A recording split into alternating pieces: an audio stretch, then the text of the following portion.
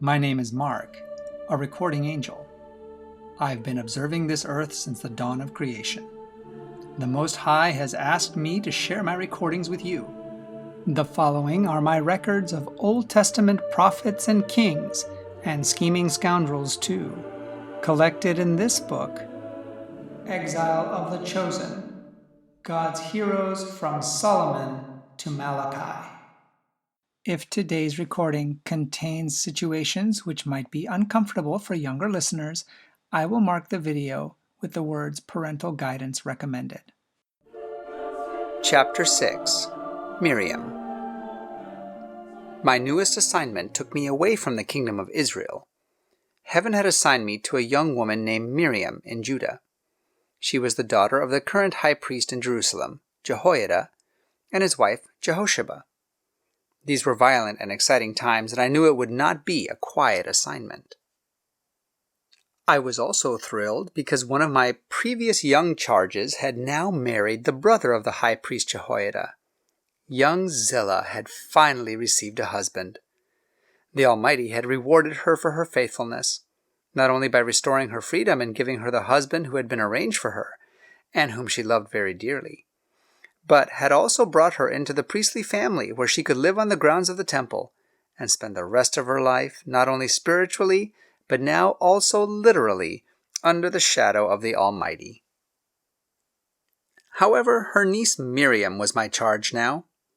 Miriam, 12 years old, had strong views on everything, though not always backed up by logic that made sense to me, a condition not unusual among humans. My new charge had an inquisitive streak and was determined to find out everything.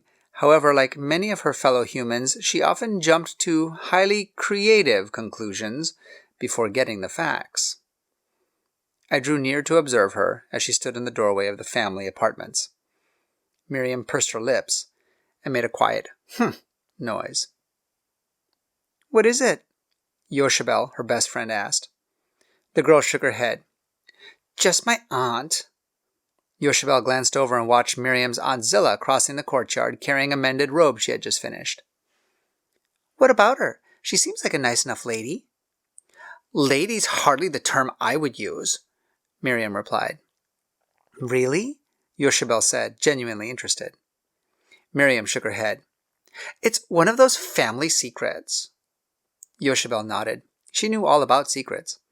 Miriam and Yoshebel had been young when Jehu had ridden into Judah and killed King Ahaziah, but not too young to learn rapidly that life was full of things that one could not say out loud in public where anyone could hear them. Living in the temple area with both of their fathers working there made them especially aware of such secrets. A few they learned, things that they needed to know because they were part of the priestly families. Many other things remained secret, though both girls were itching to find out. Miriam's mother was a sister of the murdered king. As if that wasn't traumatic enough to the family, Queen Athaliah had killed all the other royal heirs, leaving only herself as the royal heir to the throne. Just thinking about it made Miriam shudder again. It was disgusting. Judah had always remained loyal to God. After all, his temple was here. But Queen Athaliah had been imported from Israel, where they could never make up their minds whether they really served God or not. Doubly disgusting was that Queen Athaliah had never claimed to serve God at all. Her mother had been the high priestess of Baal, Jezebel, who had helped lead Israel and King Ahab into such sin. But one could never discuss such things, not at home, not in the temple, and not anywhere else. The girl shook her head. How had God ever allowed a mess like this to happen in Judah, and right here near his own temple? He must be punishing someone for something really bad, she thought. "So what is it that you dislike so much about your Aunt Zillah?" Yoshebel asked. "My mother says that she seems to be a very kind person. She acts the same whether she's talking to rich and important people or to the lowest slave." "Yes, well, she would," Miriam said in a mysterious tone of voice. "She would? Why?" Miriam lowered her voice. "I heard that Aunt Zillah used to be a slave herself.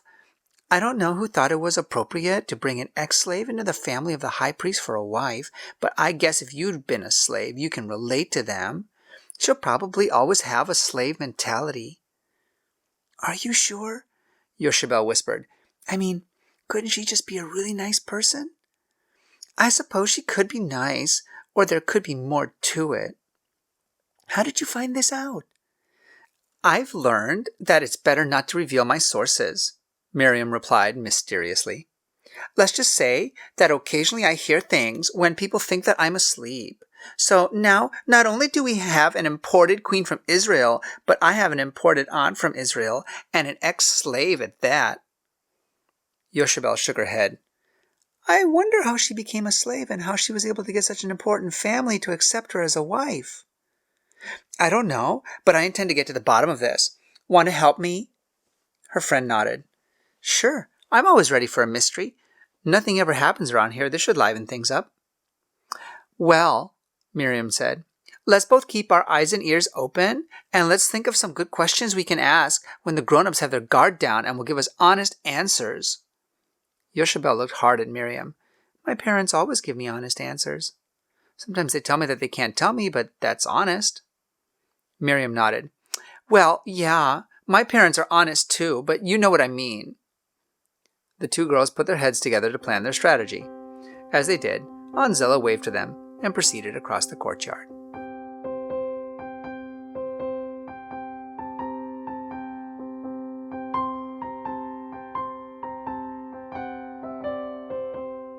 Miriam, Yoshabel called as she bounded across the courtyard. What? You look excited. I found out some more stuff about your Aunt Zillah. Really? What? Well, I just out and out asked my mother if your Aunt Zillah really did come from Israel, and she said it's true. But Mother says that your Aunt Zillah was from a very important family in Israel who had served for several generations in the palace of the royal family. Your Aunt Zillah used to be a companion to Queen Athaliah when she was a little girl. And she's part of our temple family now? Miriam spat out with disdain. Well, my mother claims that your Aunt Zillah's family was always faithful to God, even back in the times of Ahab and Jezebel. My mother also says that your Aunt Zillah's grandfather was Obadiah.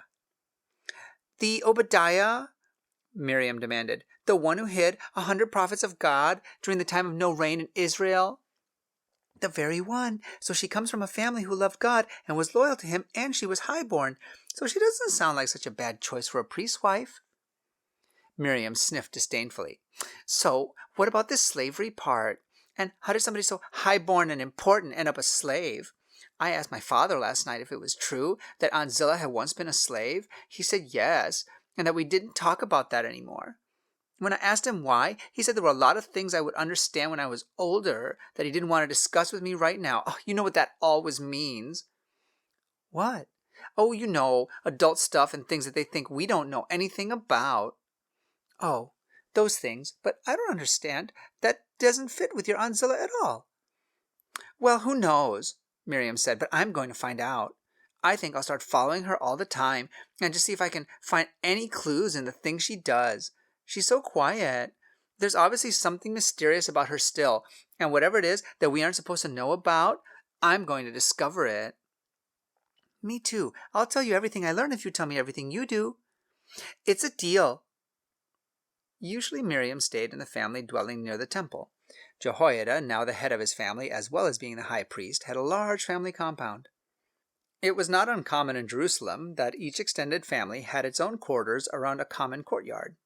It was an easier place to keep track of the children than the temple apartments, though priests, when they were on duty, also had those available to them. Now, with Miriam's new interest in tracking Aunt Zillah, she followed her everywhere. She noticed that both her mother, Jehosheba, as well as Aunt Zillah, went frequently to the temple apartments. One of them visited there every day. Why? Miriam wondered. While the high priest had duties at the temple every day, he didn't stay there, except when important events were going on. Usually he returned home to the family compound. Servants did the necessary cleaning. What was it Aunt Zillah was doing over there? Her husband was not involved every single day in temple activities, since priestly duties went on a strict rotation. Miriam followed Aunt Zillah to the temple apartments. She stood behind a pillar until Aunt Zillah entered them, waited a few moments, then slipped inside. At first she didn't see her aunt. Cautiously, she peered around the corner into the private sleeping chamber. Then she spotted Aunt Zillah standing near one wall. A second later, the woman vanished through a door into a storage room. What on earth could she be doing? The girl muttered to herself. Carefully, Miriam slipped to the storage room and slowly cracked the door open. What she saw made her breath stick in her throat. In the light of several flickering lamps, Aunt Zillah stood holding a little boy. "Here," she heard the woman say. "I brought you some lunch, and here is a new robe for you. You're getting so tall." The boy was just a little child. He had scrambled into Aunt Zillah's arms and was hugging her around the neck. "I know," she said. "you get so lonely in here, but it's how things have to be right now. I can stay with you all afternoon, and later Uncle Jehoiada will come by." "He always tells me stories," the little boy said. Aunt Zillah hugged him. "He is a good storyteller." Having seen enough, Miriam closed the door and crept out of the room. She sat in the courtyard back at home, trying to figure out what Aunt Zillah's secret could mean. Obviously, she had a child that no one was supposed to know about. But someone knew.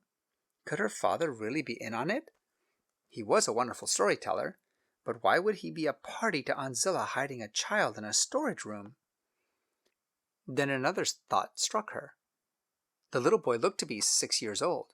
Aunt Zillah had only been married to her uncle for 3 years. So where had the child come from? If it wasn't her uncle's son, whose was it? And why was Aunt Zillah hiding him? Suddenly an idea crossed her mind. It must be Aunt Zillah's child from her slave years. After all, he had called her father Uncle Jehoiada. No wonder the family wanted no one to see him. But how would they keep such a child's secret forever? And wasn't it cruel to hide anyone away from the rest of the world like that? How would he ever grow up knowing what life was about? Wouldn't it be better for Aunt Zillah just to admit whatever the truth was? Of course, that would just prove how inappropriate she was to be a wife in the family of the high priest. Miriam shook her head. She disliked Aunt Zillah more and more every day. How disgraceful! And to be hiding her child right in the temple, a holy place. Did she think that God wouldn't know? Suddenly Miriam felt herself filled with righteous indignation. I stood and watched and shook my head. Sometimes, I thought to myself, humans need guardians to protect them from themselves and their curiosity as much as they need protection from the evil one.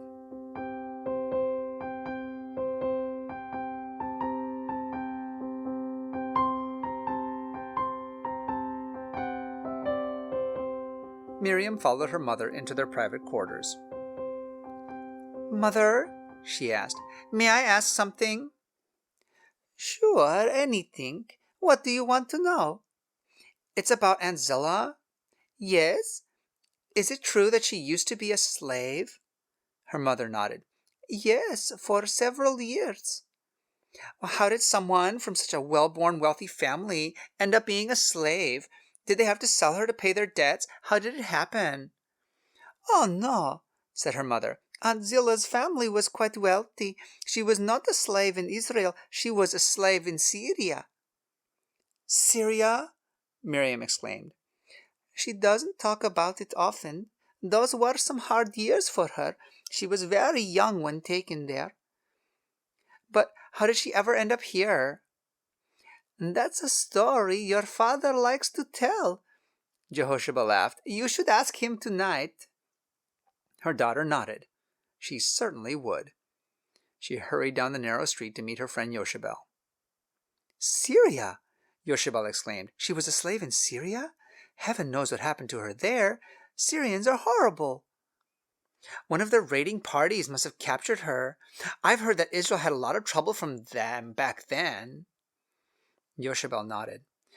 "Well, maybe some of the things you don't like about her are just traits she picked up in Syria. Being a slave over there, who knows what types of bad habits she could have learned?" Miriam nodded. Then another thought struck her. Slaves often had children without fathers, but how did Aunt Zillah manage to marry a priest?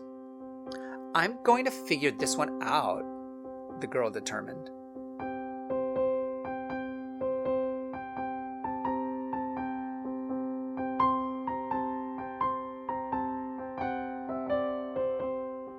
"Father," Miriam asked that night, "Mother said I should ask you the story about Aunt Zillah coming to live here. I heard that she was a slave in Syria. Since Syrians don't ever let their slaves go free, not like us with the year of Jubilee, how did she end up here? Did you buy her for Uncle?" The high priest burst into peals of laughter. "Oh, dear me, no. But it is a wonderful story. You've heard of the prophet Elisha?" "Of course. Everyone's heard of him." "Well, then, do you also remember the story of Naaman, the Syrian military commander that came to Elisha for healing?" Miriam nodded. "Zillah was a slave in the house of Naaman. She was the one who spoke to Lady Naaman about sending her husband to the prophet for healing. The Naaman family tried to give great wealth to the prophet in exchange for healing, but Elisha said it was a free gift from God. Captain Naaman made a gift to God by building an altar and worshipping him at his home in Syria. He also set free any of his slaves who had come from Israel and who worshipped the God who had healed him. So your Aunt Zillah was set free and returned to her family." "How did she end up being married to Uncle? Did he feel sorry for her?" Her father burst out with his big infectious laugh that Miriam just loved. When he laughed, pretty soon everyone was laughing, whether they knew what it was about or not. "I don't think feeling sorry is what your uncle felt for Aunt Zillah," he said, his eyes twinkling. "She was a celebrity. They are very devoted to each other, and it was a fine match. She comes from a noble family, and—" "Yeah, I've heard that part. What about all her years as a slave? Didn't that affect how Uncle felt about her? Was she really a good match for someone in a family as important as ours?" Father laughed again. "Ah, Zillah's family is as important in Israel as ours is here, and she is close to the royal rulers in both nations. She was quite the catch. Your uncle was delighted and honored to take her as his wife." Miriam said to herself, trying to digest it all. The pieces just didn't fit. They didn't make sense. "Does he know all her secrets?" she asked bluntly. Father's chuckling stopped. He looked into her eyes very seriously. "Which secrets would those be?" The girl was silent for a long time, then she asked, "Did you know there's a child in the private chambers in your temple apartment?" He stared at her in what seemed like a growing horror, then said in a voice that had never been more serious, "You will never speak of this again, and you will never go there again." "Why? Why are you being part of that secret?" A stern expression on his face, he took both her hands in his. "Miriam, you must not ask any more questions. Sometimes you just have to trust. Do not speak of this to anyone. It is not just a secret to tickle the ears of people who want to know. It is a life or death issue. It could bring destruction to our entire family." "I bet it could," she thought. "What a scandal it would turn out to be." "You must promise me you will never mention this again to anyone. Promise me, Miriam." Reluctantly, the girl nodded and looked at the floor. How could this be? She thought. How could even my father be a part of it and refuse to be honest with me about it? She felt angry at everyone in her family and now realized that she hated Aunt Zillah.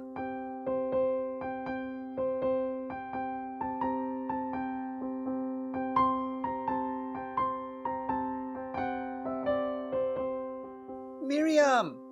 Yoshabel called. "Miriam, wait for me!" "What's the matter? You've been avoiding me for 2 days. Have you found out anything new?" "I can't talk about it," the girl said sullenly. "I asked too many questions, and now my father has sworn me to secrecy without explaining anything at all, or giving me any reasons for the secrets I have found out. I'm disgusted with them all. I don't know how God puts up with them, right there in his house, pretending to serve him and be so holy and righteous and still keeping secrets like that." Yoshabel shook her head. "Miriam, maybe there's more to it that we don't know, or maybe it's not what we think." "A likely story."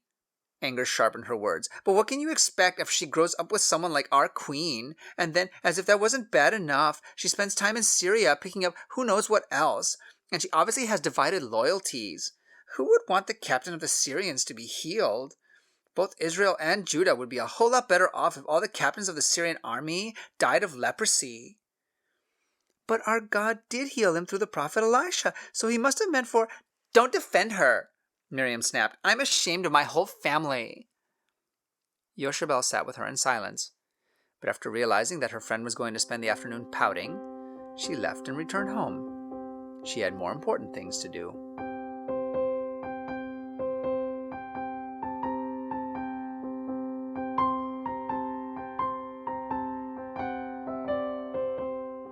Miriam's sullen attitude continued for weeks and then months. She felt anger at her entire family, but especially at Aunt Zillah. The girl avoided the woman as much as possible. One day her mother sat down to speak with her. "I don't know what has happened to make you so angry," she told her daughter, "but whether you're going to be happy or not, you still need to do your chores. You're still a part of this family, and I still expect you to treat the other people in this family with respect. When Aunt Zillah or I try to teach you something, you need to pay attention and learn. You won't always be a spoiled child in the house of your father, the high priest. Someday you're going to marry. You may have to do chores. You may have to cook for your family. Or should we be able to arrange a marriage into a wealthy enough family for you that you have servants to perform all that, you'll still need to know what they are doing in order to supervise them." Miriam grunted a non-committal reply. "You can be as angry as you want to," her mother continued, "but you're going to have to behave appropriately. You're going to have to be a part of this family, and you're going to have to treat the rest of us with respect." Her lips tightly pressed together, Miriam nodded. "Now, we have a lot of baking to do. We're going to have a family celebration a few days from now, and we need to get as great an amount of supplies in as we can prepare and store in our compound." "What's a celebration?" Miriam asked. "It will be a surprise, but we need your help." The girl knew there was no point in arguing when her mother used that tone of voice.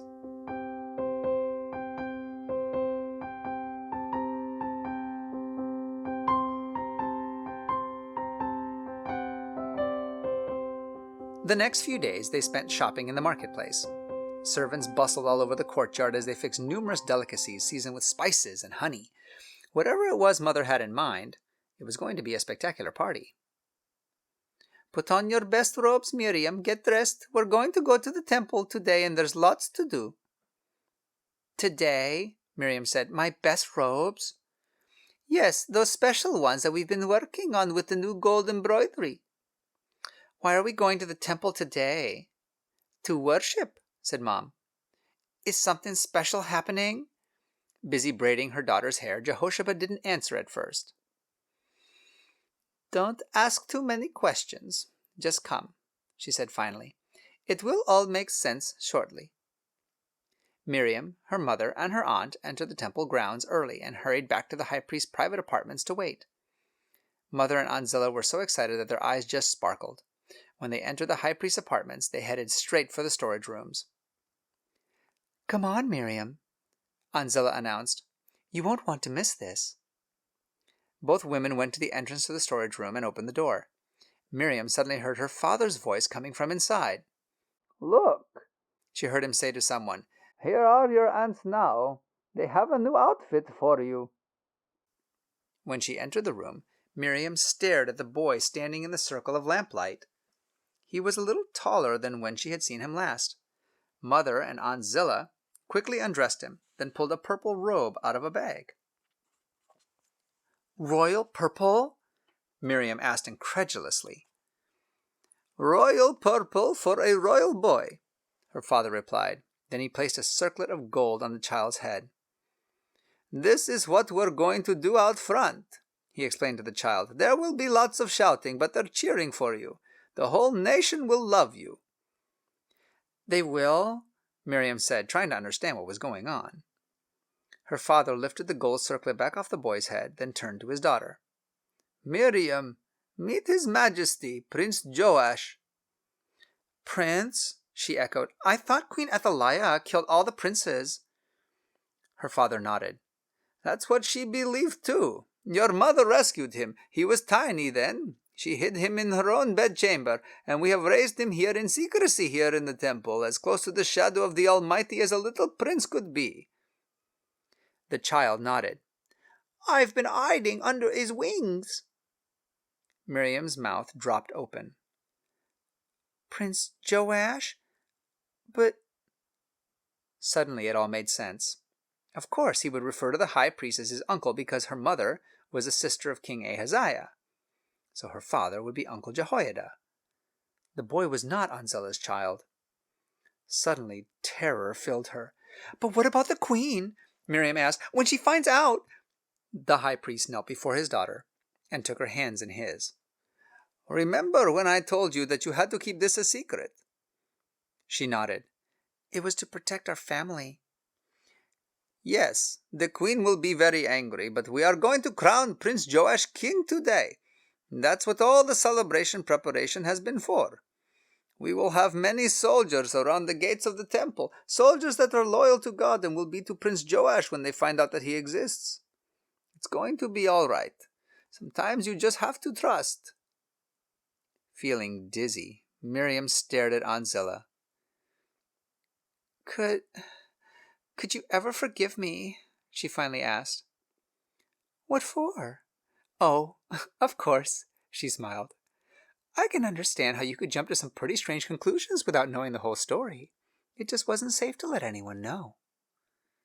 "It's time," Miriam's father interrupted. He took Joash by the hand. "I'll see you later, Cousin Miriam," the little boy said over his shoulder as the high priest led him away. The girl smiled at him. "Yes, Your Majesty, you will." She hurried out to where she could see as her father guided the tiny king-to-be out to the steps of the temple and presented him to the worshippers. The ram's horn had summoned the people. Suddenly Miriam's stomach seemed to leap into her throat as she heard a huge commotion at the outer gates. Queen Athaliah burst into the temple grounds. "Treason!" she screamed. "Treason!" The crowd outshouted her. "Long live the king! Long live the king!" "Treason!" she continued. "Kill him! Kill the priest who is loyal to me!" Miriam's father stepped forward. "Who is loyal to Jehovah?" he shouted, "and his majesty, King Joash!" The crowd roared. Then he pointed to Queen Athaliah. "Take her outside the temple grounds. Do not defile God's ground with her blood." The soldiers grabbed Queen Athaliah and dragged her kicking and screaming from the temple precincts. The cheers and the roar of the crowd was deafening. Miriam felt herself shaking from head to toe as she shouted with the crowd, "Long live the king! Long live the king!" This broadcast has come from the book Exile of the Chosen by Sally Pierson Dillon, with permission from the Review and Herald Publishing Association. This book and the rest of the series, War of the Ages, can be purchased by going to www.adventistbookcenter.com or by calling 1-800-765-6955. I'm your narrator, Austin Backus, and this audio project is a gift to you from my free Christian book ministry, RXF 1888. Please visit our website, www.rxf1888.com, to request free Christian books for both kids and adults. And join us here again for more stories from Mark, the Recording Angel.